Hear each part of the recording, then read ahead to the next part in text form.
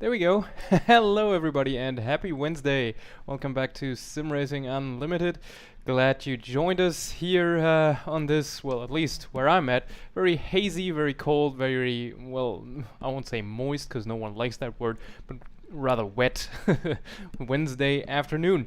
I hope all of you are doing just fine. Your pulses, your collective pulses have settled down from the raging esports debates of the last 2 weeks, basically. We've released videos for each of those occasions, so you might want to check those out on YouTube and simracingunlimited.com, of course. But our mission today is a little bit different. Namely, it's going to be, you know, relaxing a little bit, chilling out, driving some fast cars, and you know, what better place to go for that than to Italy? And what better track to do so than the Targa Florio in all its 72-kilometer glory with 800 plus corners. So there's definitely no way you will ever memorize the entire course. And yeah, let's see if we can do a lap. Should be interesting. I've never turned a wheel there except for like a quick rollout, like a quick check if the track actually worked after installing it earlier today. So that's like 3 kilometers or something. And that was it. So should be interesting to see if we can actually do something yeah, worthwhile here. Let's jump into Assetto Corsa for that and take a look at our weapon of choice for the occasion. A Porsche 970K, which seems crazy for this kind of track, and it definitely was. But they actually raced that there in 1970 with Vic Elford and Hans Hermann. Why the 917K, you might ask? There were other lighter cars, probably not as overpowered for this track. Well, as you might have been able to guess, I don't know if you can see it properly up there, this is kind of one of my favorite cars in history, so we're gonna make do with this. Actually, hang on, why is it on hot lap 30 minutes? That shouldn't be, so let me fix that real quick. Cause, fact drop time for that occasion. This track, actually, produced lap times, at least in 1970, which is accurate to the version we're using right now, despite it being called the 1973 version. They ran 34-minute laps here. Let that sink in. I think the pole time was 34.10, I believe. And the fastest lap in the race actually was faster than that. That was a 33.6. Checks notes. And yeah, that's all you need to know about the length of this track, really. The winner in 1970 was a Porsche, but not this one. This formidable blue rocket retired after 8 laps, unfortunately, but Joe Ziffert and Brian Redman managed to win the entire thing in their 908.03. So at least there was some redemption in that regard. So let's try and do some groundwork for the setup here. I'm shortening the gear ratio a little bit just because it's a very tight circuit in most places. Also gonna need tons of fuel too. Otherwise we won't survive a lap, I'm pretty sure. And then we'll see how it goes, really. No idea how it's gonna work. Right here, it's kind of a similar deal to the Isle of Man TT circuit. You remember that one probably if you've ever played the game by the same title. It's super tough to remember like everything, and that's not even that is this long. I think that's something like 40 kilometers or something. And we're dealing with 72 in this case. So the tryhard gloves go on. And then we'll see how it holds up here. Full H pattern shifter, of course, as is tradition in yeah, whenever I step into a virtual vintage car. Probably better to put that the other way around, a virtual vintage car. Whatever, you know what I mean. And yeah, let's see if we can actually well, complete at least part of a lap. So here we go. Nice Italian landscape to marvel at, but probably not for too long. This is all public roads, by the way, so not a purpose-built racetrack by any means, even though it sort of looks like it in places, like here, big grandstands and everything. Super cool, I think. As we pass the pits. Oh boy. No idea where I'm going. This is gonna be awkward as hell.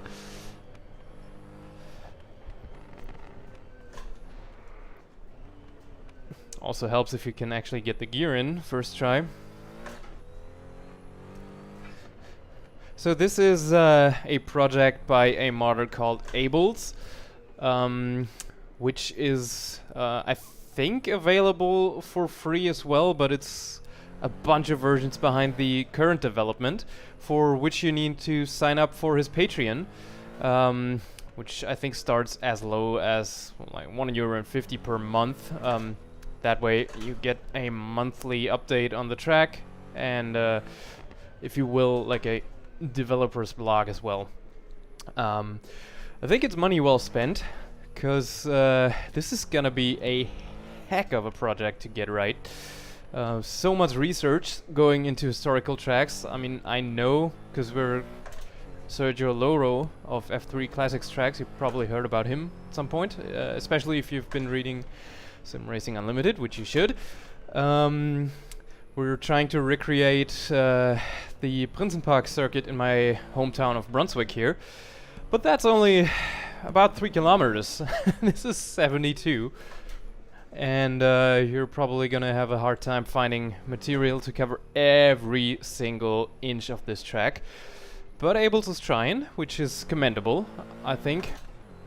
And I don't think it's been really done before in a proper way. I think there are versions out there for R Factor 2, if I'm not mistaken. Oh boy. Jeez. And also a rather inaccurate version for Assetto Corsa, if I'm remembering that correctly. Excuse me. But not like in a proper high standard way, and that's like, you know, pretty important for the historics nerds amongst us, like myself. Oh boy, that's misleading a little bit. Just because you know, it's bit of a digital museum, if you will, and it's one of the all-time classics, really. First raced in 1906, so super old. Some say it's the oldest motor race in the world. Whoops. And yeah, cancelled after the 1977 edition, after some rather not good crashes, if you will, with dead and injured drivers, spectators, sorry, which is easy to see how it happened, because, well, not right now, but word from back then was that there were as much as 1 million people lining the streets of Sicily back in the day, which is absolutely mental if you ask me. But it was that big an event, and had to come to a stop. It's a little bit of a weird hybrid between a rally and a circuit race, if you will. Oh boy, especially if because you are doing laps, but it's or it used to be started kind of like a rally, like one by one, as we pass this nice little Total gas station. Finally get to floor it a little in the middle of a town, as you do. Now where was I? Yeah, cars were started by themselves in like 15-second gaps or increments. Servus Maxi. And then they raced. Which is kind of crazy to think about these days, especially the type of machinery they brought here. Lancia Stratos was very successful here as well. Plus, Alfa Romeo used to build sports car prototypes. which they raced here as well. Funnily enough, this used to be part of the World Sports Car Championship, though most teams opted to skip it usually because it was just, you know, that crazy. It's super weird to prepare for because the course is just so long. And this isn't even the longest version of the track. They used to use a full perimeter of Sicily basically, so going along the edges of the island basically. And then a slightly shorter version that was, I think, 92 kilometers long or something like that. And in the end, the final version is this one at 72, which is still just... why? I mean, I see the challenge, and it's actually pretty awesome in a way. But definitely pretty crazy. Woo, just like this view. Oh boy. This is some serious landscape here. Can't let yourself get distracted by that though.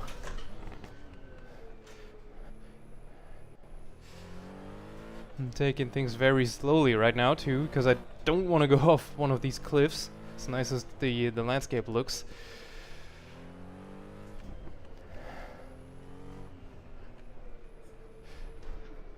Good old 970K handles pretty well here though, I gotta say.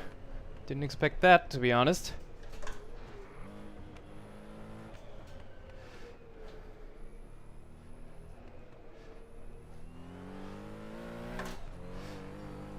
To be fair, I've got this little HUD map thing. Oh my! Oh Jesus! Yeah, that would have been game over. I've got this little track map HUD thing going because otherwise I would be entirely lost, and all you would see would be me crashing like every corner.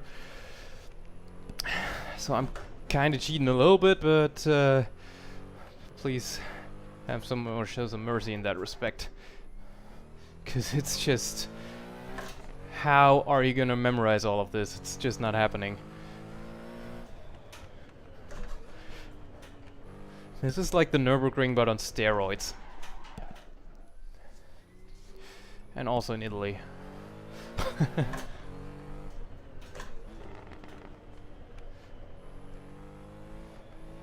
Man, this looks super nice here. Let's open her up a little bit. And then immediately brake and throw her in here. Jesus.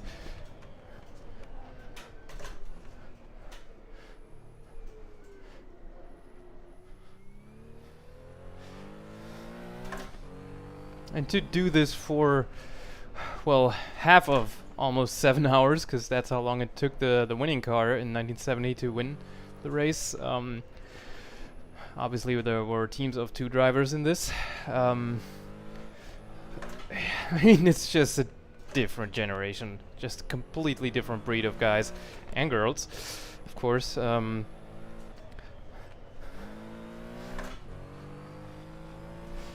You would never in a million years put on a race like this anymore these days.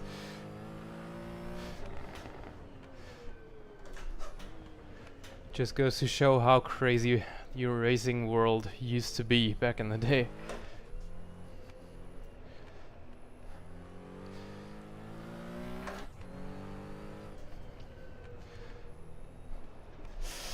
Oh boy! No, no, no, no, no, no, no, no! Stay on track. Well, sorta, kinda. Anyway, can we salvage this? Lap is still valid somehow. Interesting.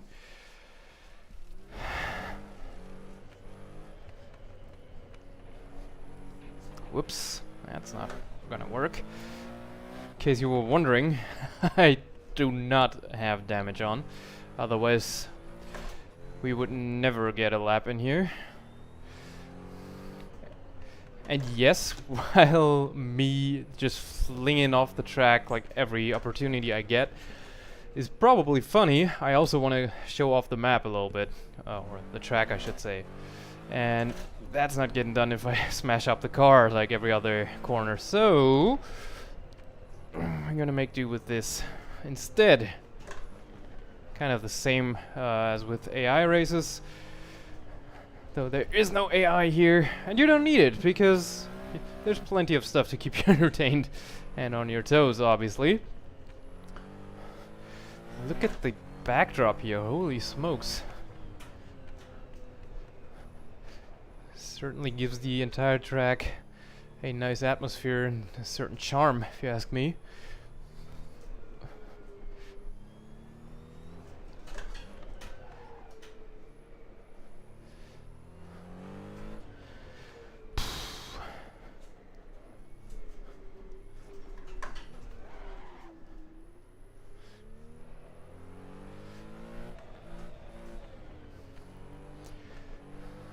Really tight stuff right here.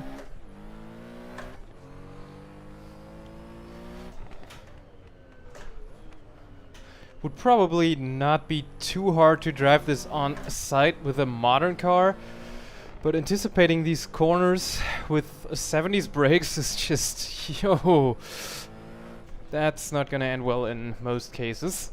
And even with the minimap thing on that you can see because I'm smart like that. Yeah, even that, it's, even then, I should say, it's super tough. Oh boy.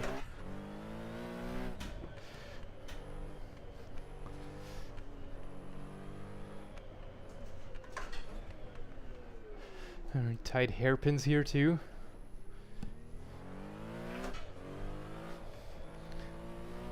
I mean, it's quite obvious why this was deemed too dangerous at some point, isn't it?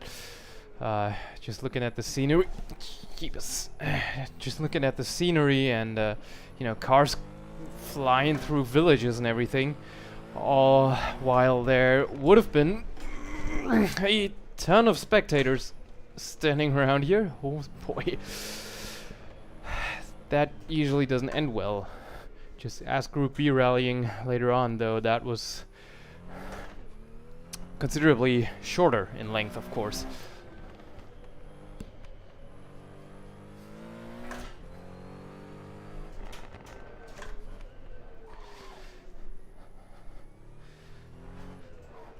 So we're at a lap time of 14 minutes right now, which sounds like early F1 Nordschleife at times, but that likely means we're not even close to being halfway home here.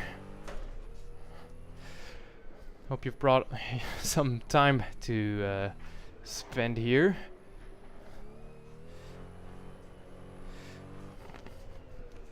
I think the actual 73 version was won by a Porsche Carrera RSR, so an entirely different car than this one. Still a Porsche, of course, but very much closer to an actual road-going car than the 917K here, which of course should never see a public road, which it of course did here in Le Mans and Spa.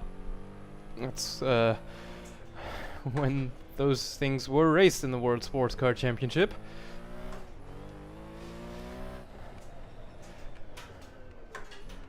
Concept of racetrack was a little bit different back then,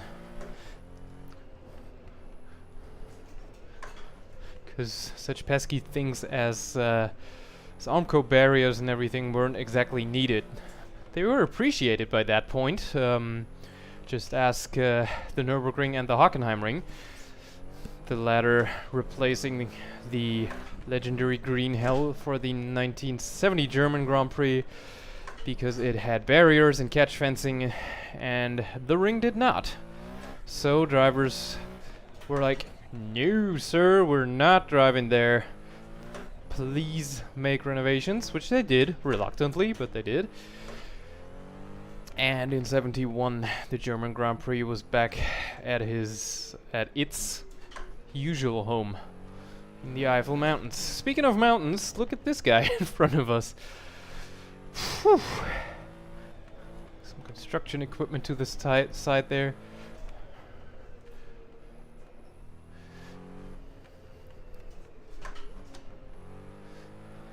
And remember, they used to do this all without radios and everything.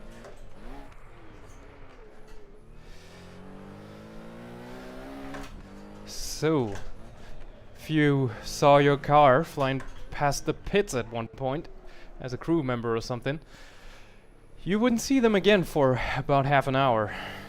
Probably longer in most cases. or much longer in most cases, I should say. Like I mentioned, 34 minutes was the pole lap in 1970 for this.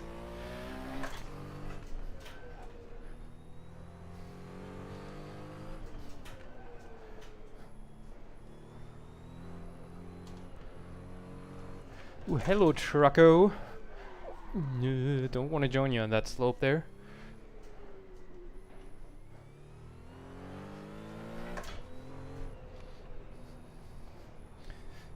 Oh boy! Oh no! Well, thanks for the sign. That could have been visible a little bit earlier. Anyway, now that we remembered where we're at, or what event we're at, so it said Targa Florio, like big time on the sign. Let's continue here.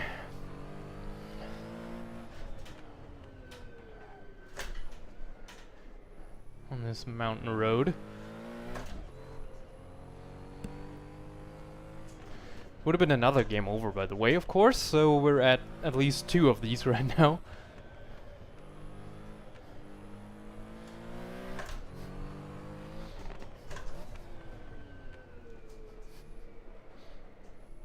Man, street racing used to be something else, let me tell you that.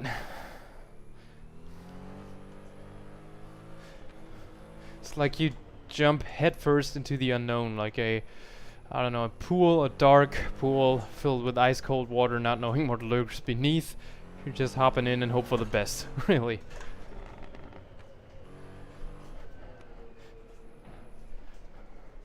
It's not a first gear, okay. This is tightening.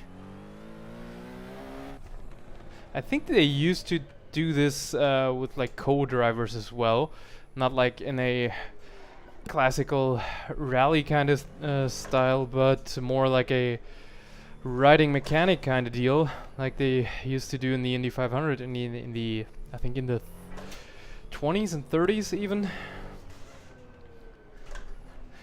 Just so if something happened on the way,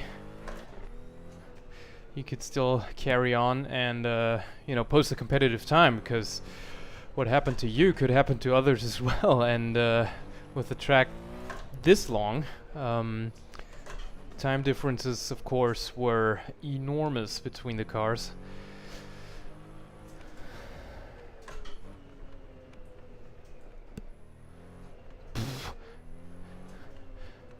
Already starting to sweat and I'm not even going fast. Like, what the hell? Probably tells you all you need to know about the track. Gotta say, it's very well made, and it's still, of course, in a beta version here. So nowhere near finished, but still pretty impressive. Oh boy. Damn it.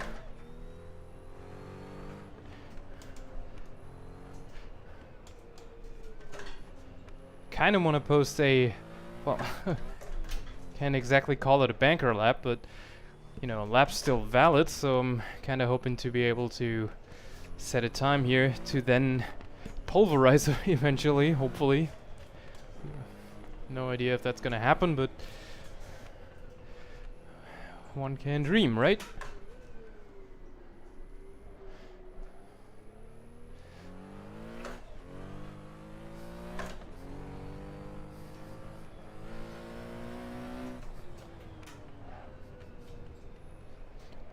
Damn it. Anyone still counting? I think that's 5. Look at that. It's like a highway under construction or something. That's neat. So we're gonna pass under that and not across it, which would have been way too easy to just gun it on top of this. No, we need to go the twisty way, of course. Another truck we just passed right there.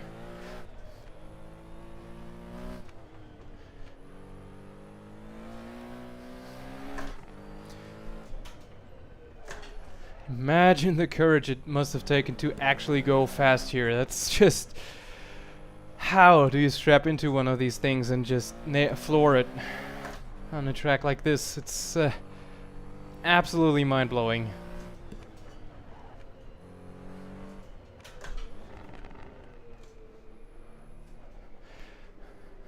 If you want to try this yourself, I've linked the no, oh boy, no, Jesus. Let's get back on track here. Still valid somehow. Okay, I'll take it. Ooh, nice. The vegetation actually gets wrecked when I drive through it. Nice feature. What I was about to say, yeah, lawnmower for sure, Vincent. Very fast boy. That's definitely something I would want in my backyard at some point. 970k lawnmower. No, what I was about to say. We've linked the project and Abel's Patreon, where you can grab the track in the description of the YouTube stream. Couldn't do so in the Twitch stream, unfortunately, because there's no such thing as a description. But if you Google Targa Florio Assetto Corsa, you should be able to find the page pretty easily. And if you want to, you know, contribute a little bit to the track project and give it a go yourself. Oh my. This looks crazy. Jesus.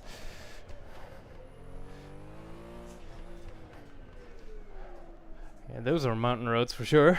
Where are we going? Colesano, probably. Excuse my pronunciation. Never learned to speak Italian properly. Sorry for that, but never say never, right?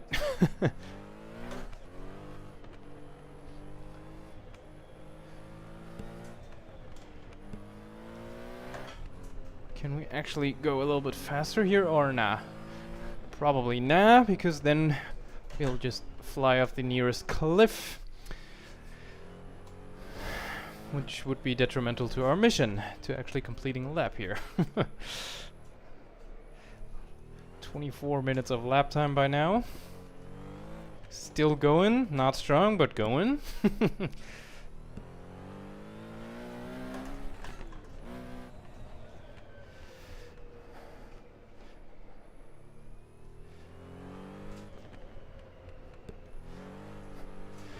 Thing is, with these cars, they didn't really have any downforce yet. Like, sort of. They had like adjustable flaps at the back, but it was very early on with the whole aerodynamics thing. So they were mostly designed to have as little drag as possible. So it was mostly mechanical grip with these cars.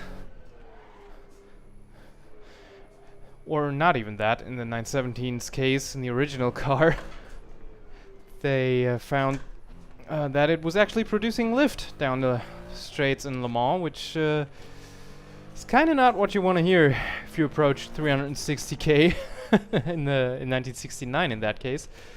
So they chopped off a good bit of the rear of the car after they noticed that the rear bodywork, unlike the rest of the car, didn't have any bug splats on it, which is how they found out where the air actually went without going to wind tunnel. This resulted in the 917K with the somewhat more upright rear, and the rest is history, as they say. The other version was sort of back in action as the Langheck, as the long tail version, but of course improved so it doesn't produce actual lift instead of downforce, of course. Servus, Steffen. And yeah, those were raced in 70 and 71. So this was pre-Le Mans, if we're being exact, because Targa Florio used to be in early May, and the 917K won the 24 Hours of Le Mans for the first time in 1970, which of course is later during the summer, in June usually, so that was before Porsche was a Le Mans winner. Sounds weird these days, doesn't it?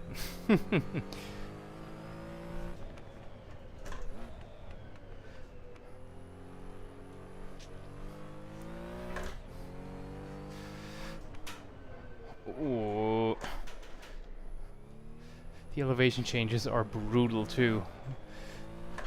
Some of these corners look so innocent and then they're not.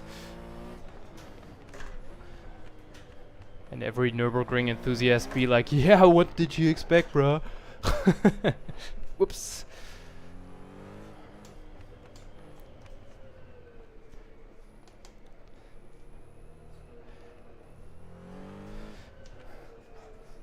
By the way, I'm sorry if I'm missing anyone on YouTube. I've only got room for the Twitch chat at this point, but should I stack it so badly that I need to restart, I'm of course gonna take a look at the YouTube chat as well. Otherwise, feel free to say hi on Twitch as well.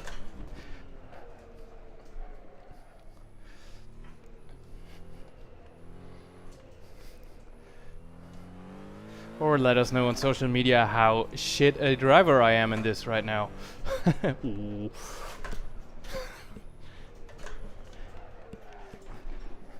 Okay.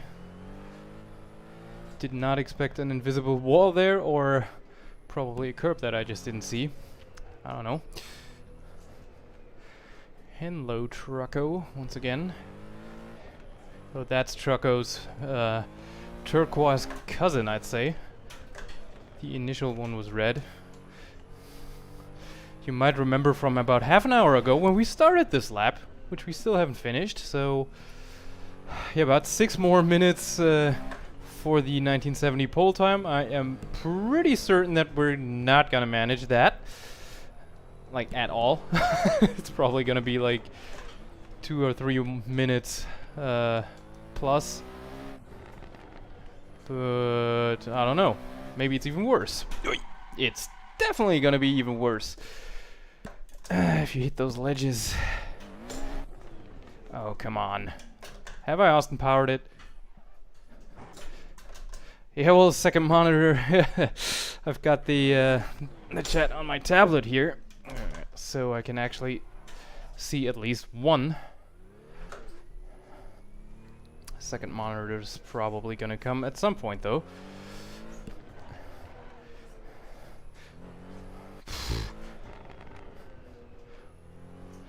To be honest, the way this has been going, I would be pretty happy to stay sub 40 minutes, but this looks nice and modern.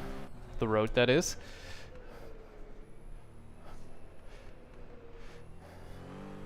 Okay, so that's what I was talking about this being a beta. This looks a little bit unfinished still. But modeling rows of houses is a ton of work, which I've seen with the Prinzenpark project as well, because most of that runs next to a residential area, and therefore there are a ton of houses lining the track, which luckily are still there today. And the hell was that?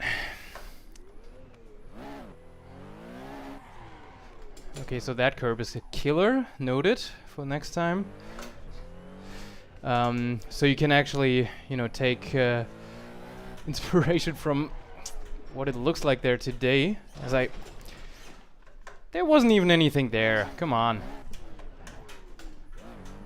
Also, I don't really have that much fuel anymore. I just noticed. Come on. What's up now? Oh yeah. Have I beat shit? No, I have not. Luckily. Okay, let me out of here. Let's go.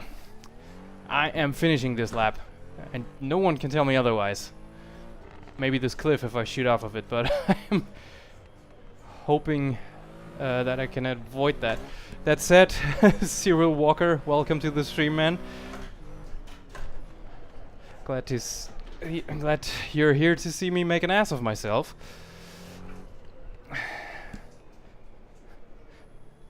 This is way tougher than it might look. Jeez. But such a cool track, like I said, that project is enormous. I think when I downloaded it, file size was about 1 gigabyte, and that was compressed. So you kind of get an idea on how big this actually is.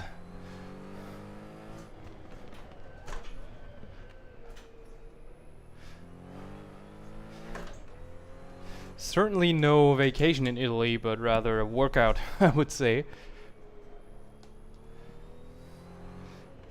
You've been drinking? No, just water. Problem is, it's so unpredictable here. And so tough to learn as well, like I mentioned at the start of the stream. This thing is 72 kilometers long, over 800 corners. So yeah, good luck trying to learn that by heart. Probably have to delete all the track knowledge that you have right now from your brain, so might be a bit of a trade-off there.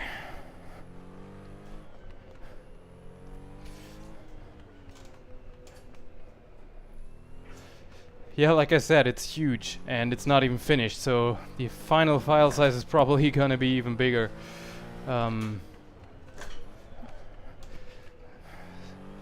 I mean, there's basically half of the entire island that you have to model with this, and multiple villages and little towns and everything. So yeah, that's gonna take a while. And it's gonna take some space on your hard drive, of course. But like I said, even though it's still in a beta, I'm still impressed. Like, this is very much drivable. And if you don't pay too close attention, or too much attention I should say, to some of the houses, you wouldn't even notice that it's not just, you know, not finished. But I know the creator, from the way he wrote about this project, has bigger plans for this, you know, to make it as accurate and detailed as possible. Whoops. Snaking down the hill already again, so alright, 34 minutes. Pole time is about to go by without us being even close. No surprise here.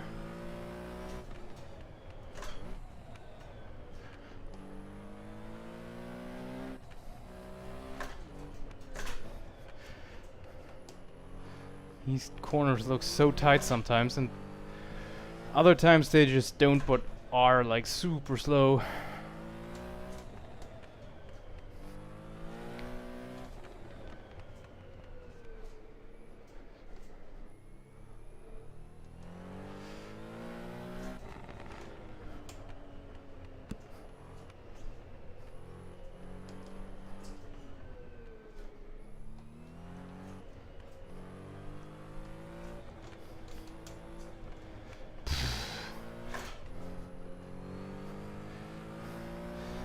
Looks super amateurish, I'm sure, how hesitant I am here.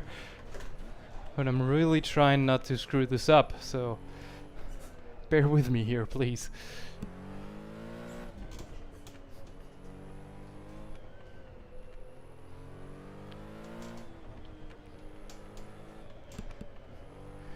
To be honest, I'm still amazed that this lap is actually still valid, apparently, somehow. Might be a case of track limits not being necessarily enforced, because why would you? Once you go off track, you lose a ton of time. There's another town coming up down there.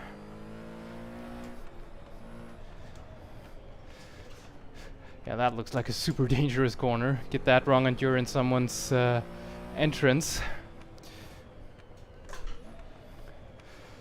Okay, so we're going down here. This town looks a little more lively. No crowd yet, but still pretty good, I'd say. Or better than the last one with the all white houses. Ooh, and we're by the beach. Neat. Hello, ocean. Well, no, not ocean, but Mediterranean Sea. Anyway, still nice view. Ooh. Save. Nice.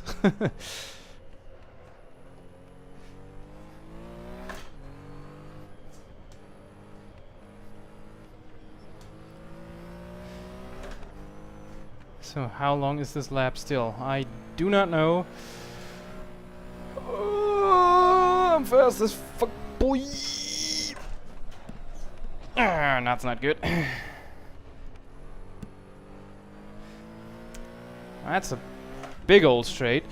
Seems like an extremely ambitious project to take on. Yes, absolutely. Like I mentioned,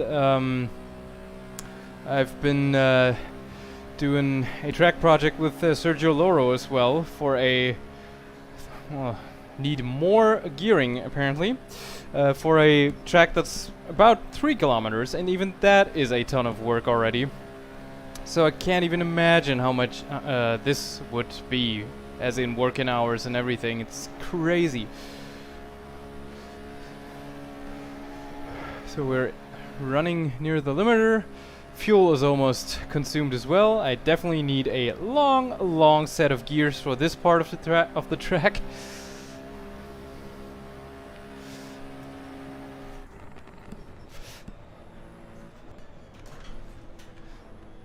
Good to know for our next attempt then. And I'm sorry if I can't read all chat messages right now. I'll try. I mean, still on the first lap, track is crazy. Yeah! It's positively ridiculous, really. Can't be that long anymore, I think. But what do I know? I mean, if you crash here, at least you're right by the beach. That should be nice. Bring a towel, some swimming trunks. Enjoy some of that Italian summer. Or spring, if we're still talking about the actual Targa Florio date of early May, but I'm sure it's still gonna be very nice to be here at this time of the year.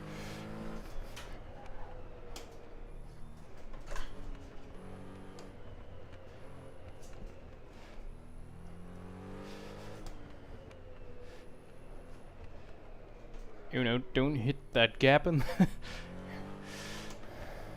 Yes, I know I don't have much fuel left. I really hope we're not just gonna run out of fuel before we make it a single lap here. That, oh boy. Like just before, that would be so annoying. Ooh, train! Moving train even. Neat.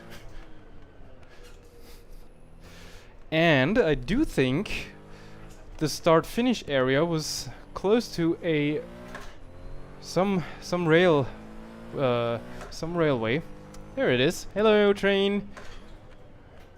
Ooh, this is much tighter than I thought. Yes, boy, that's start-finish, I think. A 40.11.8. Wow. This is crazy. I mean, what the actual hell? Looks like there are bumps in the road and all that too. Yeah, definitely. It's not just a flat ribbon of tarmac or anything. It's actually modeled pretty well. Especially for this early stage that it's in. So, longer gears first and foremost. I think that was even longer than the classic Le Mans straight, if I'm honest here. So let's bump that up to, you know, screw it, 405, whatever. Guess we need to deal with it. Also, that was just enough fuel for 1 lap.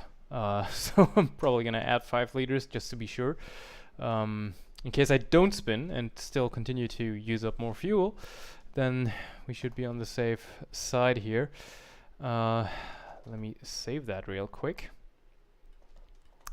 Just, you know, base. And then restart the session, because time won't count unless I restart it in the hot lap application right here. Now go do it again. That's the plan. Hopefully even a little bit better than I just did. You know, hydration important.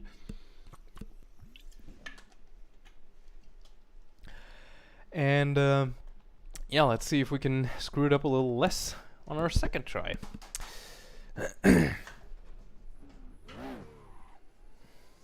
So good to know. When you see the train, ideally, you're close to the end of the lap.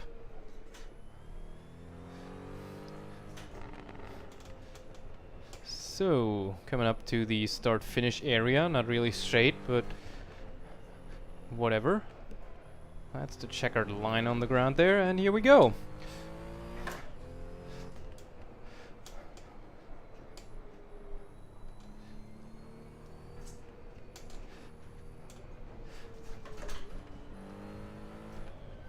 To be honest, I wouldn't have guessed that first try would yield a valid lap time, which I guess is a question of definition, because I definitely left the track here and there.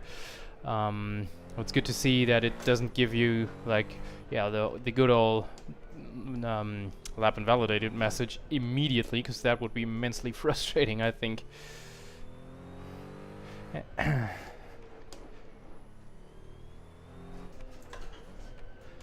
What really helps is this little mini map in the HUD that you can't see because of the ultra wide monitor. But without that, I would be totally lost, to be honest. It's a bit of a crutch, I know, and that's a tree, and we're restarting that, I think. Because I also just noticed I have not looked at the YouTube chat like I promised. And being the good streamer boy that I am, I shall do so now.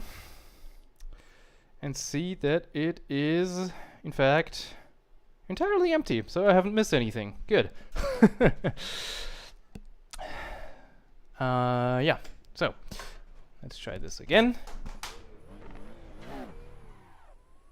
In ye good old 970k. Best thing is, after the start, you can go for lunch and still be and still be right back in time when cars are passing again. Basically, yeah.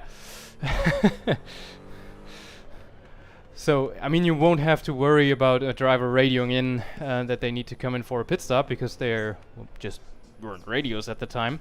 So basically, you could just say, yeah, alright, have fun, see you in a bit.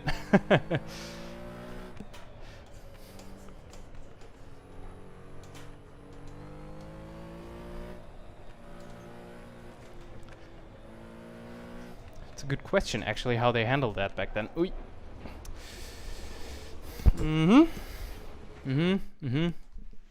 You saw nothing. Okay, now, seriously though. Let's do this again, hopefully. So, 40:11, I think, was the time of our first attempt. So that's the time to beat, and also the, I think, 8 or 9 situations that would have been game over with this half damage enabled. That's also something to beat, I think.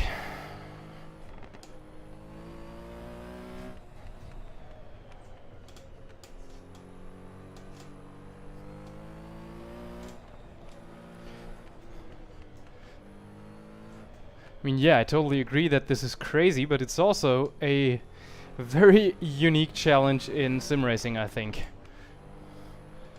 I mean, we all know about the Nordschleife. Pretty much 95% or so of sim racers have probably tried their hand at the Green Hell. But this is just next level, just from the how do you even learn this track kind of standpoint, you know? I don't think you can, to be honest. Come on! Catch the train, yeah, go home for a nap. Alright, one last restart for this try, and then we're just gonna do it and see how it goes.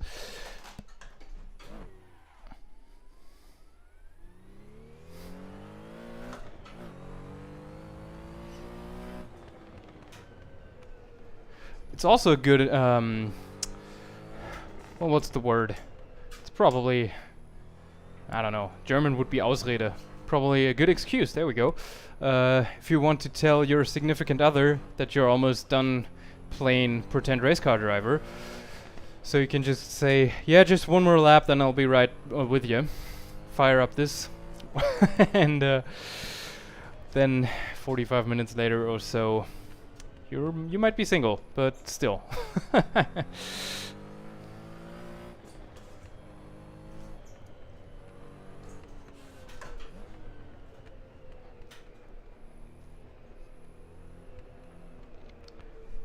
Come on! Stupid curbs. See how treacherous this actually is? It's crazy.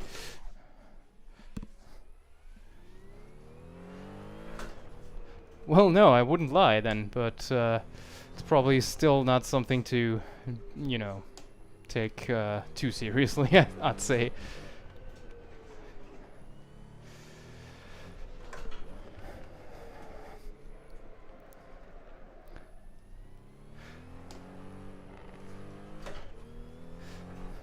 No, I think that rally wisdom that people tend to share is, you know, the entire deal of, yeah, just you know, go as fast as you're comfortable with. I don't mean if in doubt, flat out, and just finish the stage, see where you end up. I think that transfers pretty well to this. Just, you know, do your lap. Don't do anything stupid like drive into a curb, like I just did at the start, and see where you end up, you know.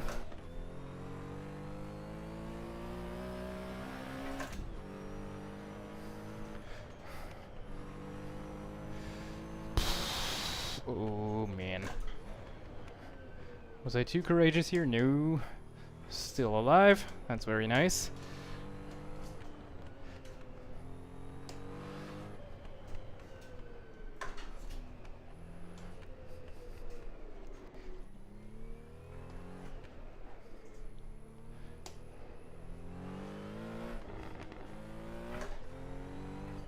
This corner is tricky as hell too, because the inside is just basically gray gravel, so it kind of looks super white, but it isn't. What's that down there? Kiosk? I'll have a cafe con latte to go, please. Thank you. No, come on. Like I said, mechanical grip, and this thing tends to run out of it pretty quickly. In these understeery situations.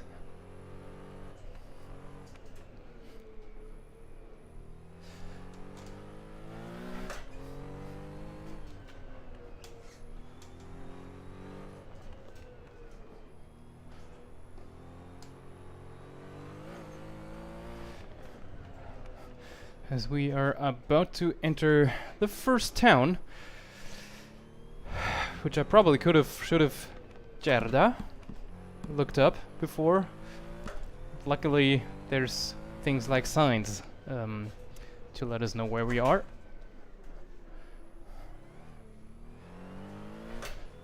Hello, gas station. And then just floor it through to the small town here. Must have been unreal as a spectator, because, like I mentioned, these were super high performance cars that they used in this competition. So you're just sitting there enjoying your morning, knowing that the event is, well, not in town but through town, and all of a sudden there's like a 917K just blowing by you at 250K or something. What the hell?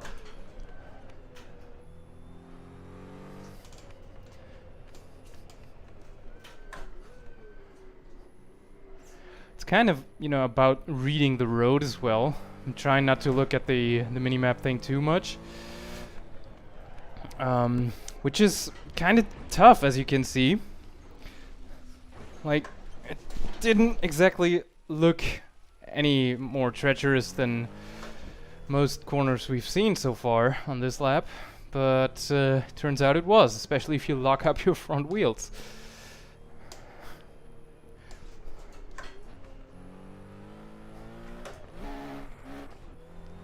Nice misshift. That's not how it's done.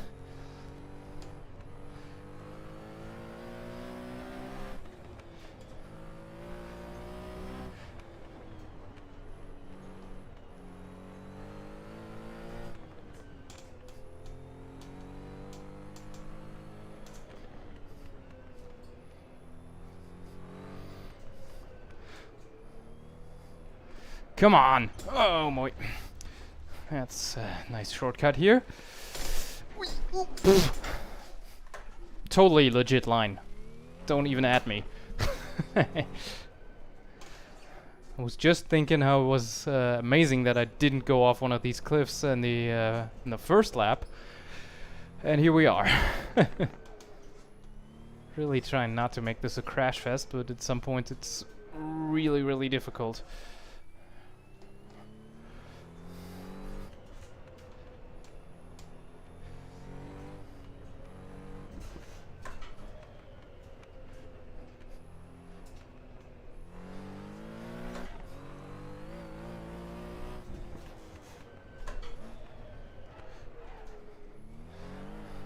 I think that was one of the game over points in the first try, because those rocks, those stones on the outside of that turn kind of look familiar, sort of like I've nosed into them before.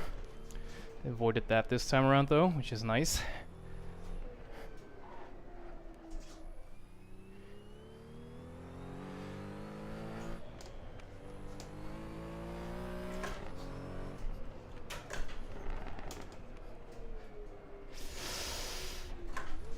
Whee! One tire in the dirt, or two probably. One side of the car, I meant. Managed to save it though. Oh, and again.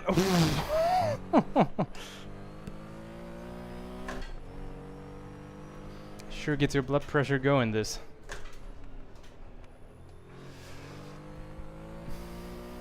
Beautiful bit of road though. Has to be said.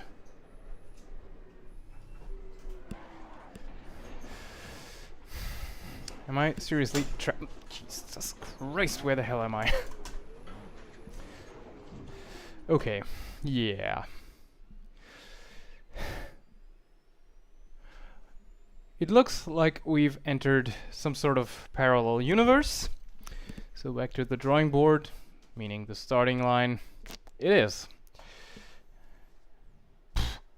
Streaming for an hour already. Holy smokes.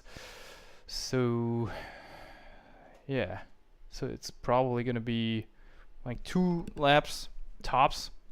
Otherwise this is gonna drag on for a little bit too long, or longer than I anticipated. One try we're gonna give it for sure, maybe even a second, we shall see.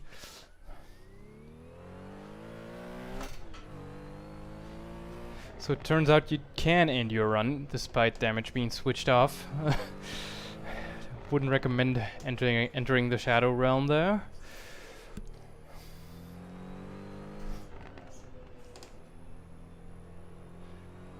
Nice pit building there too. Wonder what that looks like these days, if it's still there.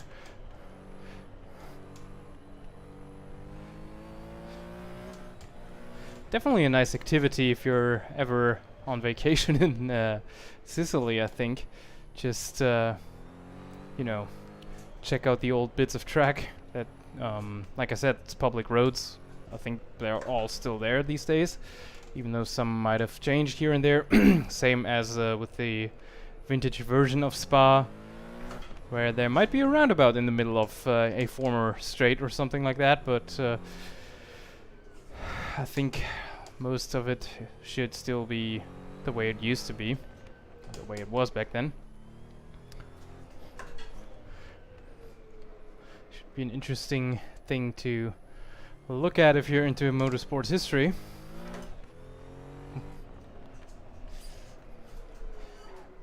Which you might have noticed by now I am, so this is probably going to happen at some point in my life.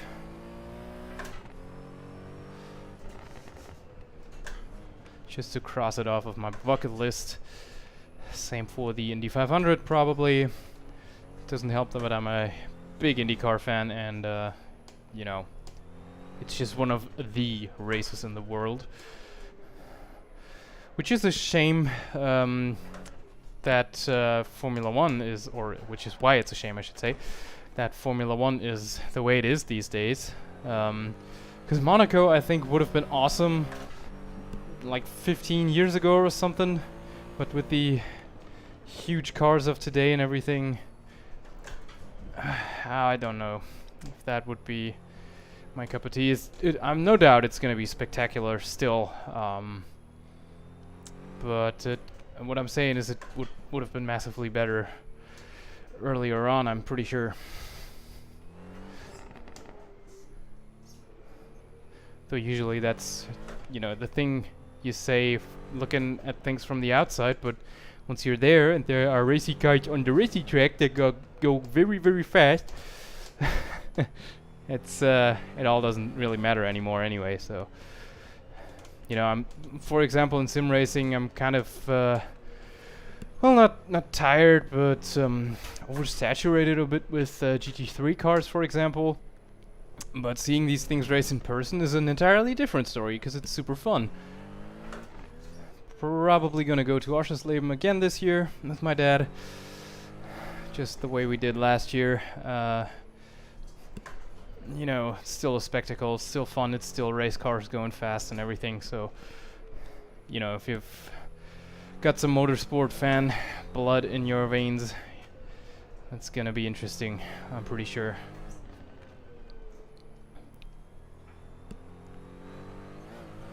As we are approaching, I forgot again, I'm sorry, Jeddah, I believe, isn't it? Jeddah, close enough. For the millionth time now. No, it's actually just the third.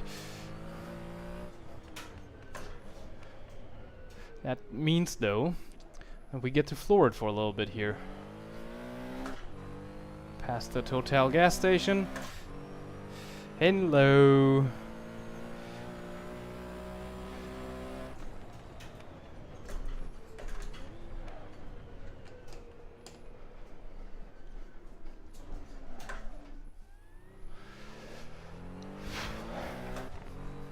Absolutely spectacular.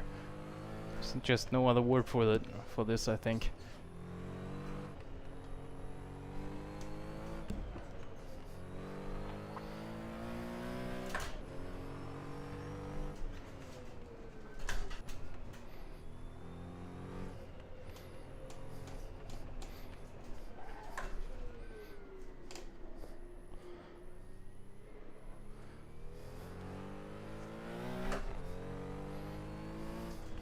You know, once this is done, this should be an esports competition, I think.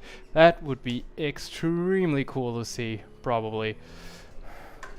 Or at least it would be a cool test for the driver's abilities, that's for sure. Not sure if it's gonna be that great to watch from a spectator point of view.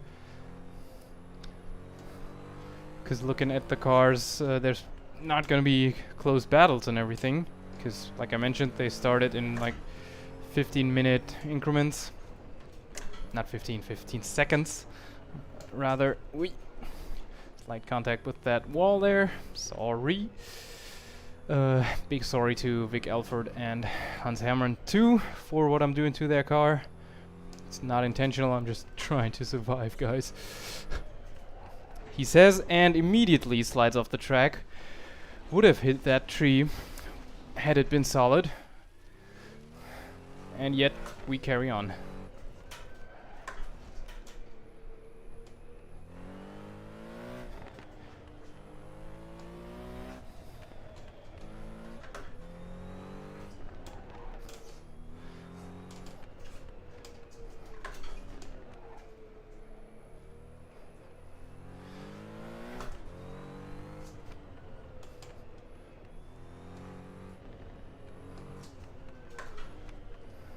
Really teaches you to be aware of where you're racing, to be very careful, listen, you know, listen to the car, what it's doing. Momentum is a big thing here as well, especially with the older cars like this thing, the 917K. If you just, you know, go into a corner a little bit too quick because you think, alright, it looks faster than I think it might be, give her some throttle before the corner, you might find yourself in a wall, Armco barrier, ditch, houses, said Armco barriers. Come on. You know, all that kind of good stuff. Going off a cliff. And I can't even imagine what that must have been like in real life. Jesus.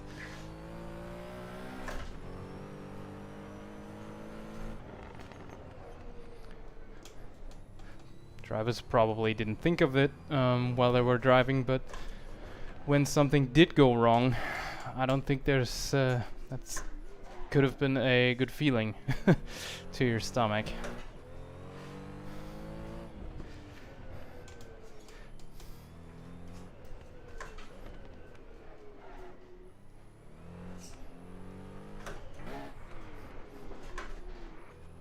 And that's the sound of an unhappy gearbox. Sorry.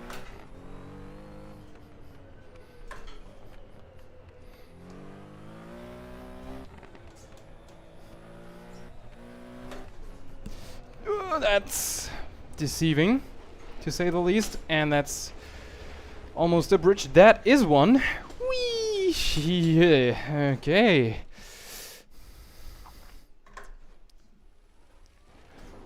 Oh man. I was about to say let's carry on, but I guess let's not. Damn it. Alright. Where's my mouse? Where's my cursor? Come on. Hello? Give me it. There we go. Well then. More water.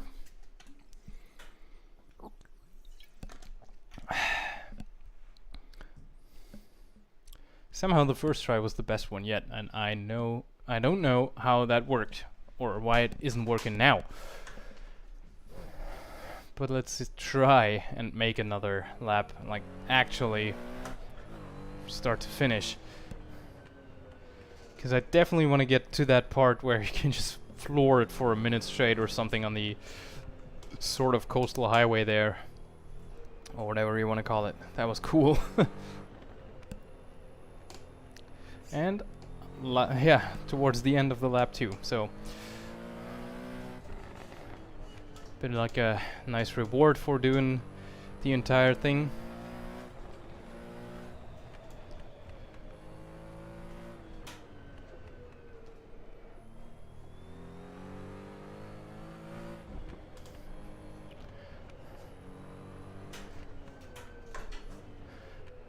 So I'm trying to focus a little bit here.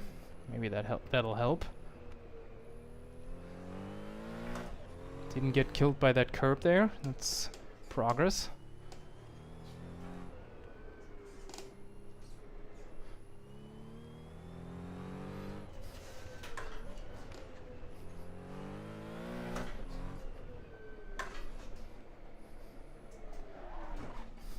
That was unnecessary, but still good.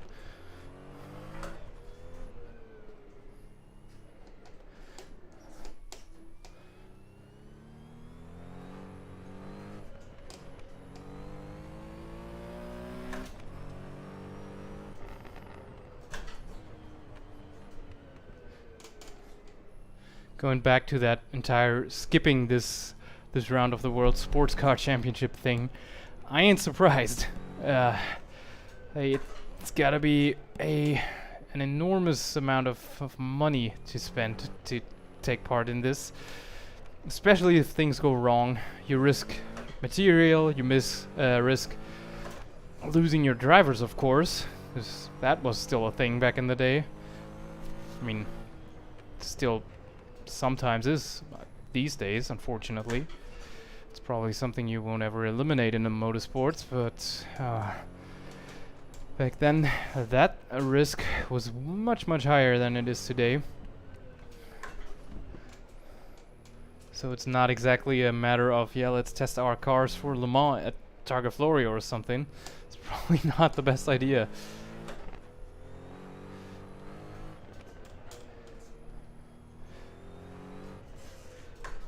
Then again, I can't imagine Daytona being cheap, especially for all the European teams and works and whatnot.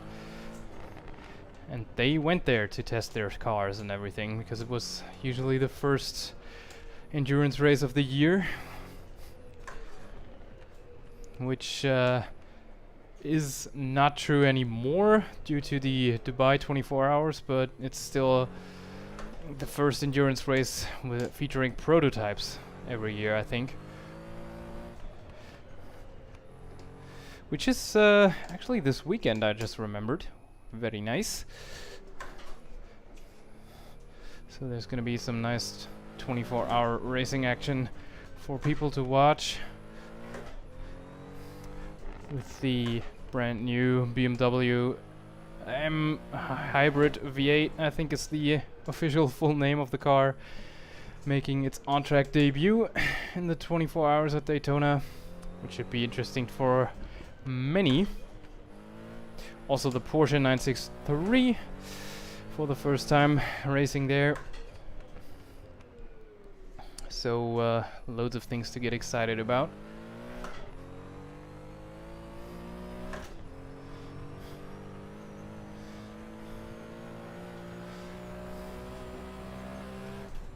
Oh no, oh no, hit the sidewalk there.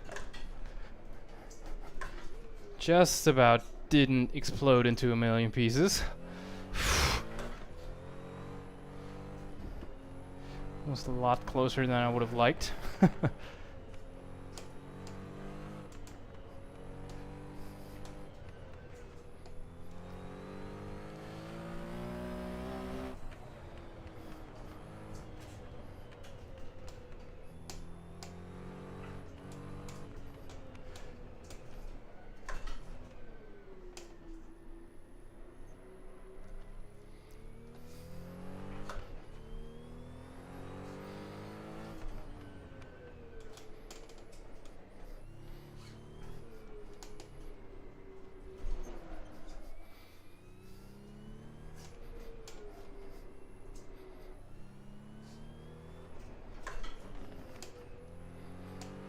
Okay, so that was a little faster than I thought.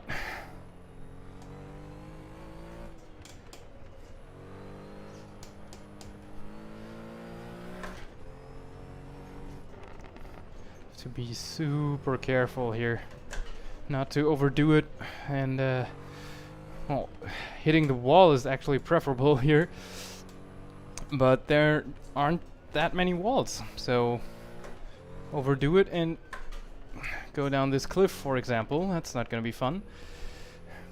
Finally avoided that, which is nice.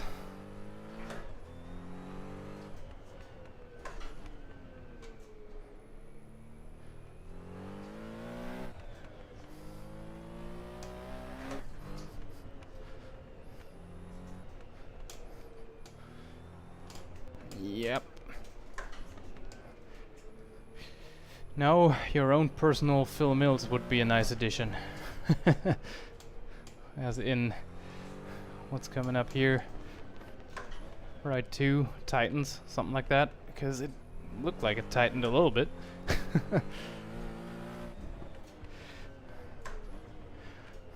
Especially those turns that just tighten on you without you know, any indication. That's just so tricky here.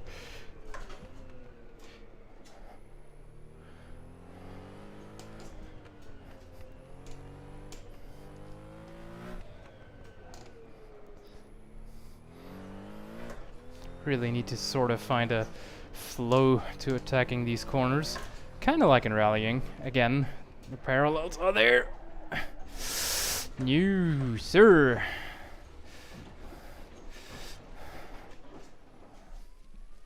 Alright, we're still running. Neat. The hell am I doing?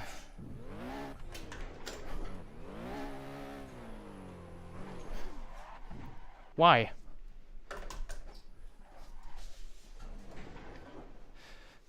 Could you act like a normal car now? That would be appreciated. Thank you.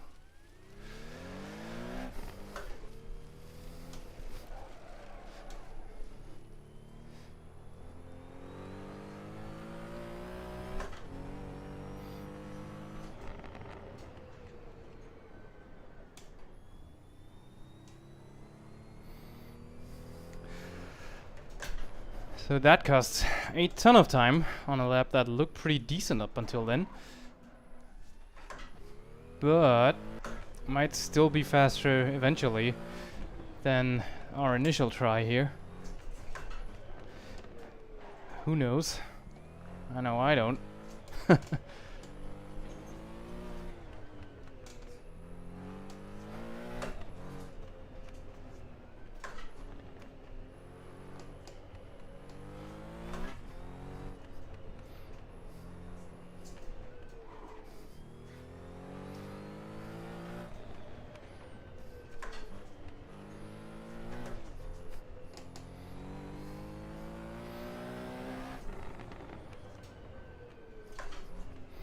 Can't spend too much time looking at the scenery either, even though it's super nice.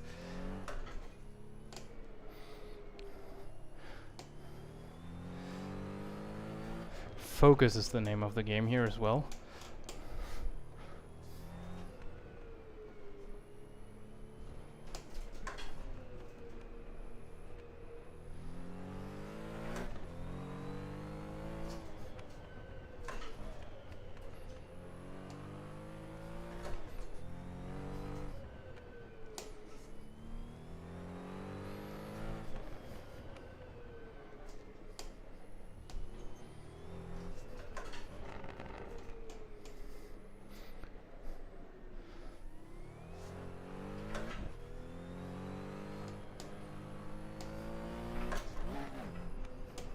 Ooh, yeah, see, that's misleading. Almost got me again there. Wouldn't have been the first time, I think. I say I think because I really don't know with how long this track is. So certain parts are very recognizable, others just aren't.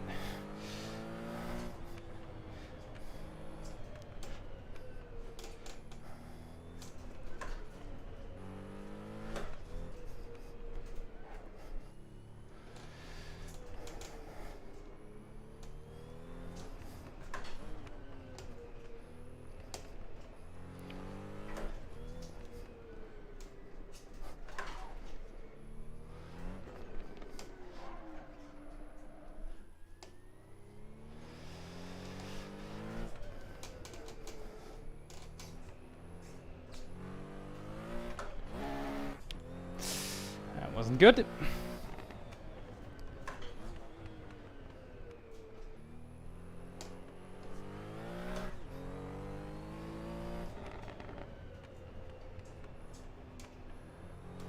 Okay, that could have been way faster. Don't want to risk too much. Especially since there seem to be like these little gaps in the map here and there where if you're gonna go off, you just fall into oblivion and get to start over.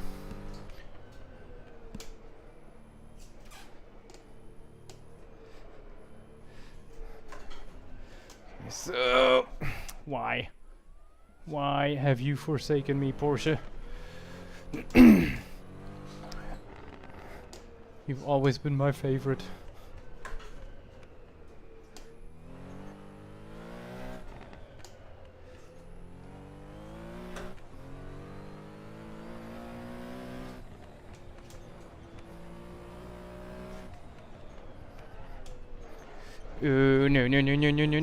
No. Okay, safe. That's a lucky escape and a half.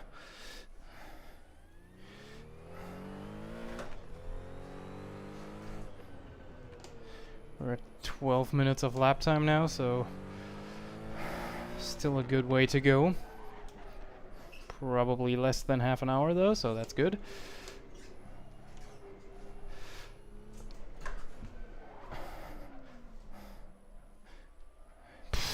I would prefer not locking up the front wheels all the time. Not sure why that keeps happening now.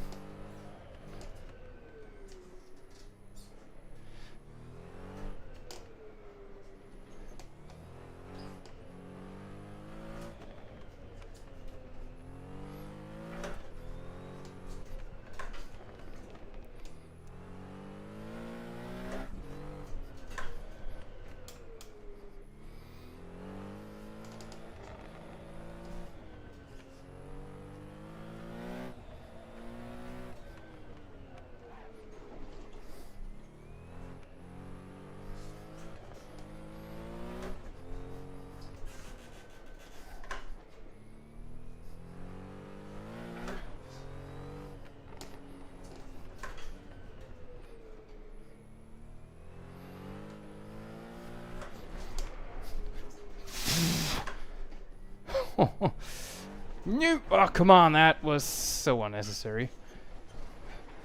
Anyway, still in this. Just a touch of throttle too much and the thing just goes.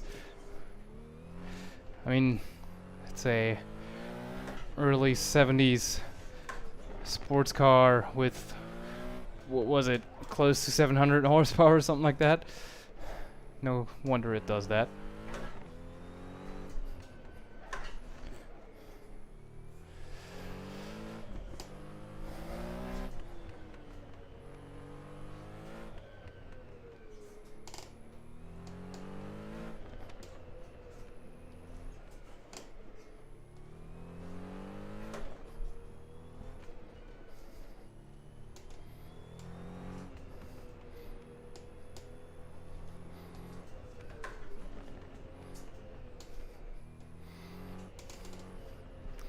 Sorry if I'm a little bit quiet now, but you know, focus on everything, he says, and immediately smacks the barrier.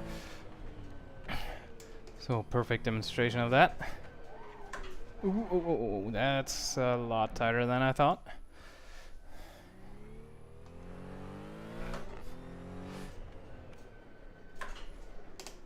Similar to this one.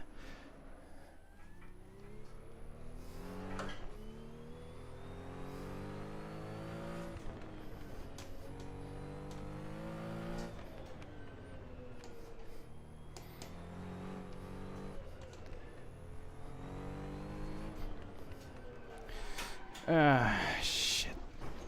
Hello, Trucko. Long time no see. Let's get back on Tracko here then. Whoops. Man.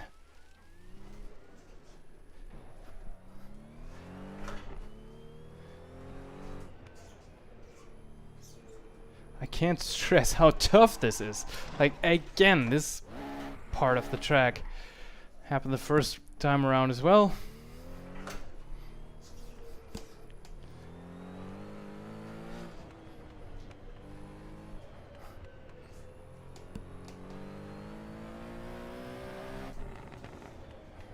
Come on, brake! Why not? Jesus. Yeah, well. Remember how I mentioned hitting the wall was actually preferable here? Prime example.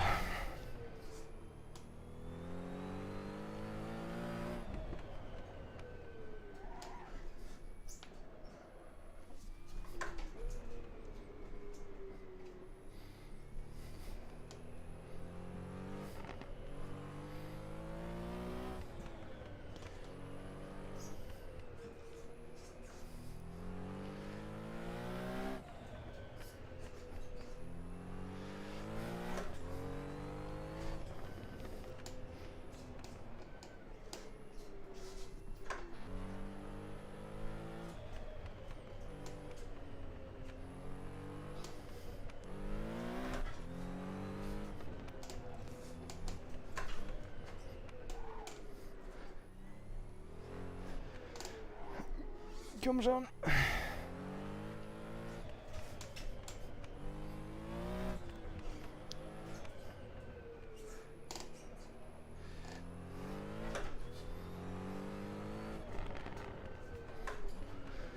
Pretty sure I'm gonna try this at some point in the RSR or like a, what was it, 908 Spider, I believe. The 90803, for example, I mentioned when starting the stream, the winning car of 1970 was just way lighter, less powerful, of course, but you know, that's not what you need necessarily, save for that one long straight. You need an agile car. And well, the 917 was top of the class in the 3 years it raced, basically. Well, 69 it wasn't really, but 70 and 71 it was the car to have in sports car racing. You know, it raced on mostly conventional for the time racetracks. And this. And something agile with better acceleration would have been much better suited to the track, which, as far as I know, explains why this was the only time a 917 was ever entered here. So, well, at least the 970K, that is.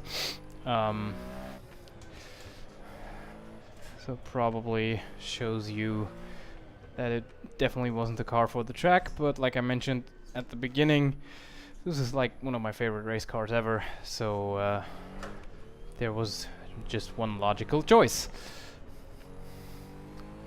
Although I gotta admit, I did research if it actually ever started here before that, because I should talk less, because I definitely wanted to race a car that actually saw some action here, and luckily this did.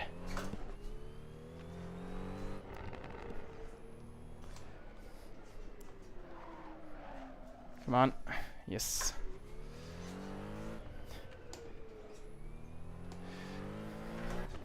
-20-minute lap time. Shouldn't be too long anymore. I think we're in the well, at least past the halfway mark, of course, but I'm not sure if we're in the final third of the course yet. Come on. Stop struggling.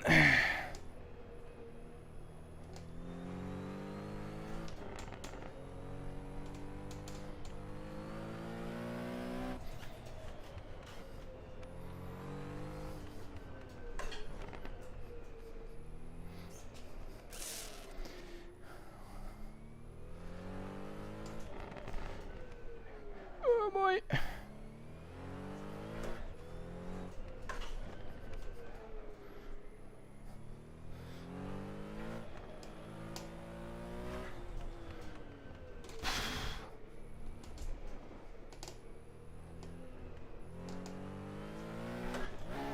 Come on.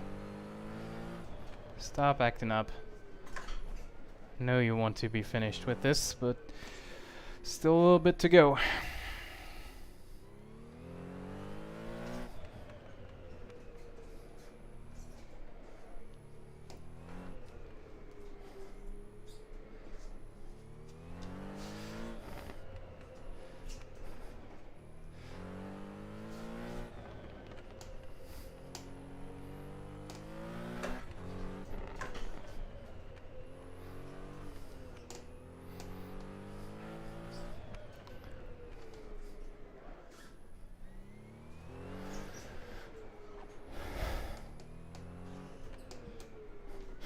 I think that's the super tight part here, like the serpentines and everything.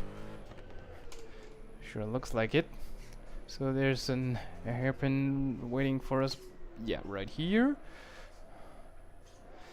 That I actually remembered from the first time around here.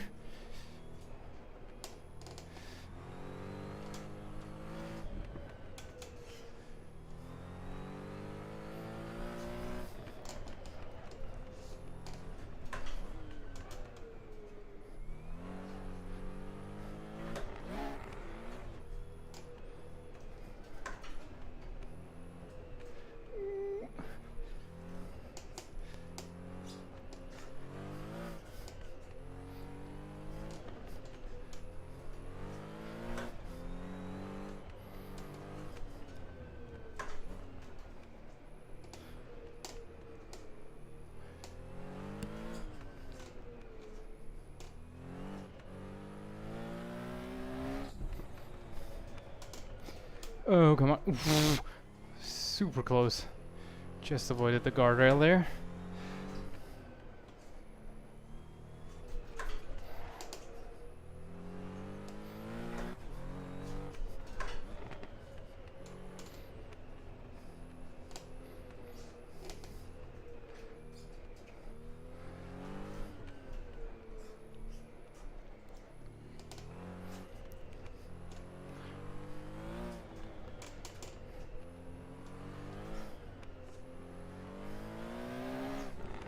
Should be interesting to see how much time we've lost this time compared to the pole time. Last time it was, I think, about 6 minutes.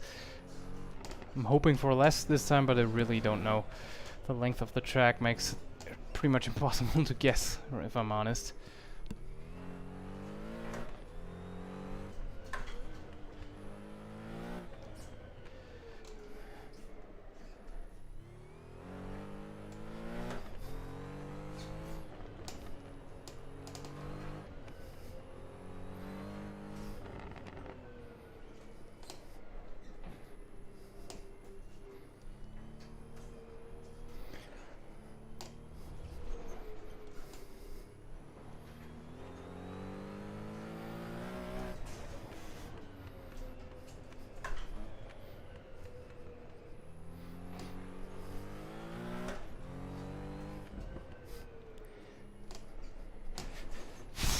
Really need to learn the dimensions of this car a little bit better, it seems.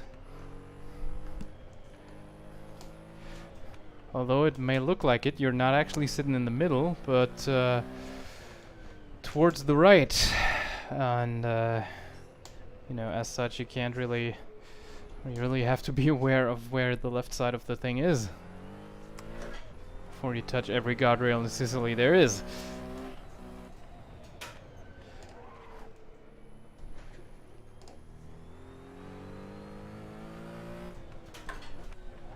Oh no. Oh boy. Come on. Yep. That's a bank corner. Definitely. Always knew about that. Also one of the few parts of the tracks that isn't actually run on tarmac, so we're all good. That's how you take that.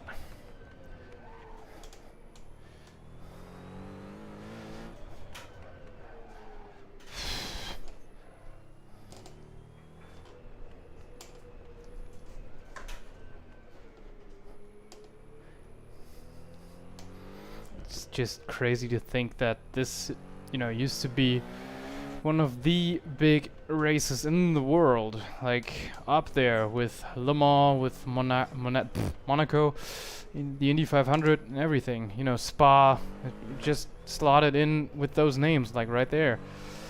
And these days, no one really remembers what it was, basically. Well, I won't say no one, but few people really.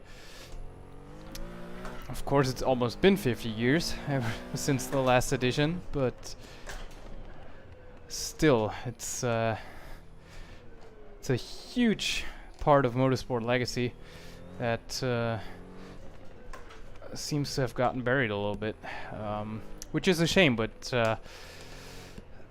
that's what I mean with you know, sim racing being, you know, a bit of a motorsports museum of sorts.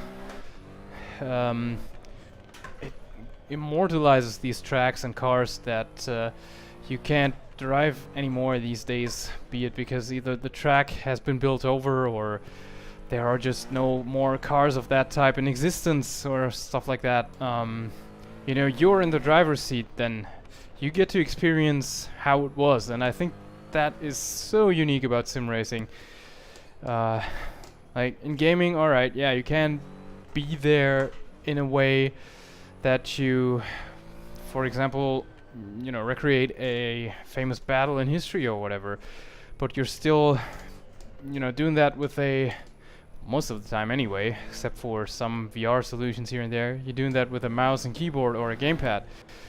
Whereas in sim racing, you know, same pedal inputs, force feedback, you can use VR for that as well, see the cockpit in 3D as if you were actually there, face the same challenges the drivers did back in the day, like the same weird turns with curbs on the outside that would have smashed your car up at at the Targa Florio here. And you know, that's just something incredible to me,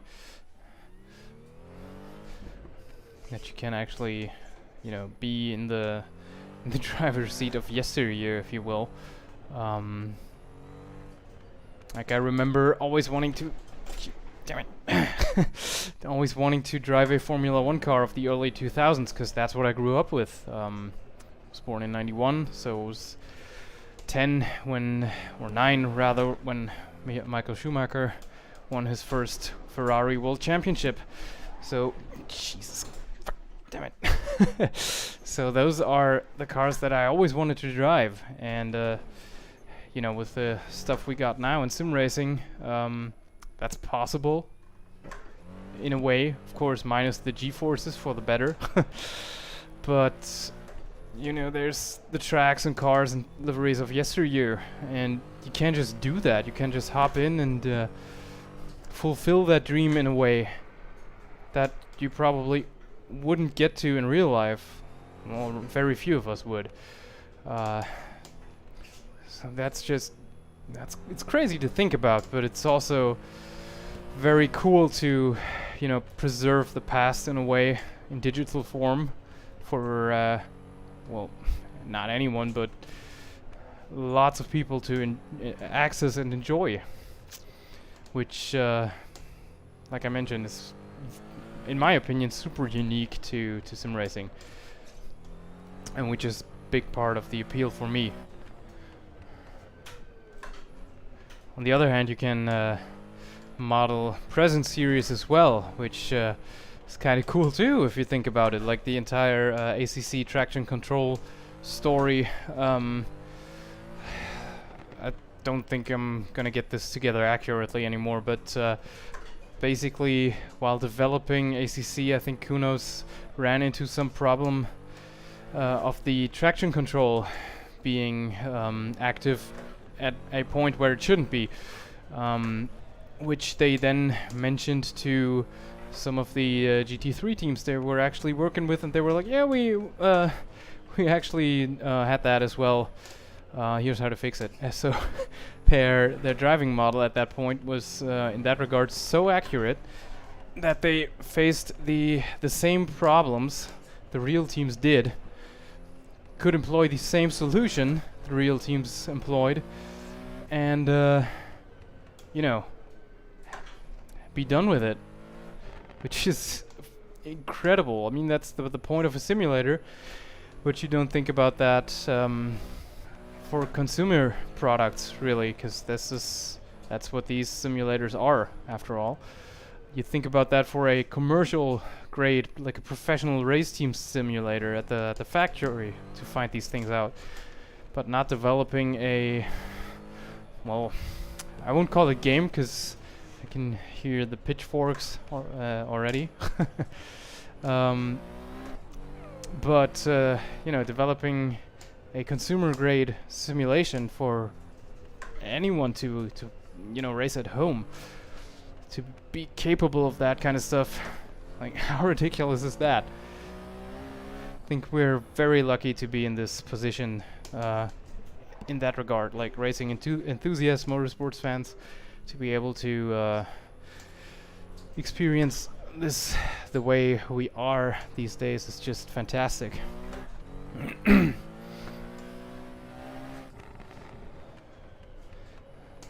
Be it with content of the past or present race cars, like both the BMW M4 GT3, was it the M4, M3? No, M4, I think, and the aforementioned BMW LMDH prototype made their on-track debut, if you will, virtually, before the actual car raced, which is,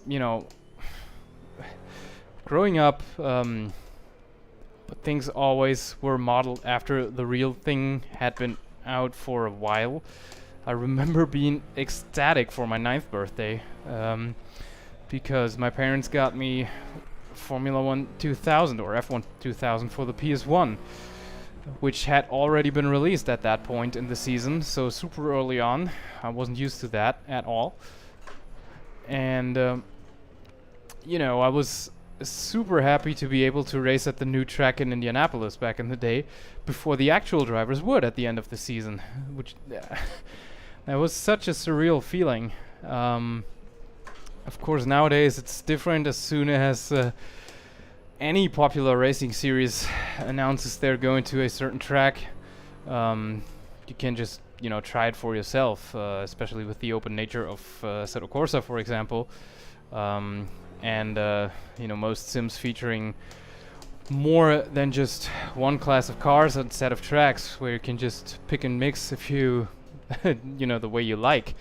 You get to try these kind of things pretty much immediately, but back then that was a huge deal, and I'm still remembering that very fondly.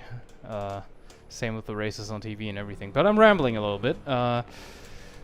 Can't be too far from the finish now, as we've hit the 34-minute mark. There is the sea, which means there should be a nice long bit of straight coming up sometime soon.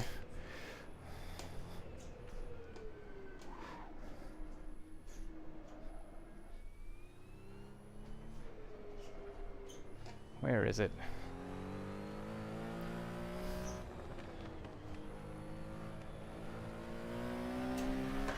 Not this, not yet at least. But no, it's probably not it either. Looks deceptive. Yep, that's a corner. That's a wrong shift. But that's a nice long straight. Let's rock and not miss shift again.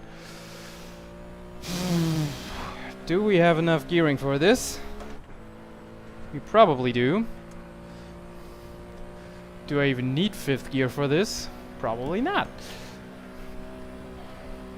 Things you only find out towards the end of the lap after half an hour setup-wise. Hooray. And again, there's 5th. Close to 340 now. This is nice and relaxing after that lap. Holy smokes.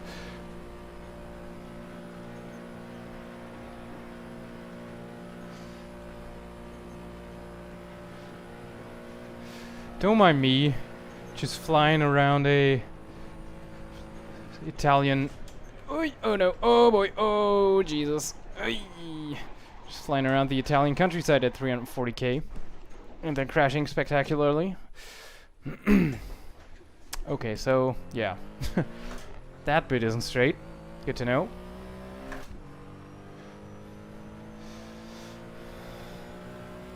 Getting some serious Maison Blanche vibes from that, like the classic version. If you've ever raced Le Mans before the introduction of the Porsche curves, that was sort of similar. Maison Blanche, almost full throttle, but not really. Also over a bit of a crest, but if you threaded the needle between the house that was there, the Maison Blanche, and I think there was a guardrail there at that point already. Just, you know, you could just make up some serious time there. But if you didn't, things would go massively wrong. Which they did in the initial year of competition for the 917 here.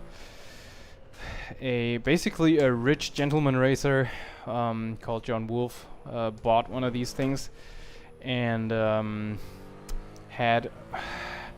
I can't remember who, but a pretty achieved Porsche driver at that point as his partner on the car. Remember, back in those days, they did 24-hour races in, you know, teams of 2. What the hell? And that driver offered to take the start because, you know, Wolf was pretty unexperienced at the time, at least. Well. He wouldn't gain any more, as you would we'll get to hear now. But he argued, you know, my car, my family's here. I think he wanted to take the start, you know, just as a representative thing. There we go, 38.11, 2 minutes faster. Hooray! So he did, and he crashed spectacularly at Maison Blanche, destroying the car, unfortunately. Being fatally injured too. Yeah, so that was that then. And yeah, shows the nature of the corner. But on a happier note, that actually worked, sorta. Still 4 minutes off of pole time, 4 minutes-ish, but that was good fun. Can only recommend anyone to try this as a challenge. It's a proper challenge, that's for sure. But I hope you enjoyed me, goofing around here for, in some like 2.5 laps, really. Very cool though. Very cool project too. If you enjoy what they're doing, check it out. Maybe contribute to it so you get to try the latest version too. Completely up to you, of course. But I can only recommend it. And I'd say that's that for today then. Unless, we won't drag it out till 7. Although I could still go and will do so probably at some point, but not right now. So that's all good. Thanks for tuning in. I hope you had some fun, and also it didn't drag on too long with me rambling for the better part of the second attempt right now, or the second full lap. Hope that took your mind a bit off of the entire esports situation with all the debate and everything. And definitely check out our socials at simracingunlimited.com, as well as the website. And leave some suggestions for future streams too. Let me know if this is something you might want to see in the future as well, when there's an update or something, or just for the challenge of me trying to improve my lap time. Let me know other scenarios that you might want to know about or just want to see. And we'll stream again next Wednesday. Until then, hope you have a nice Wednesday night, and I'll see you next time. Take care. Bye.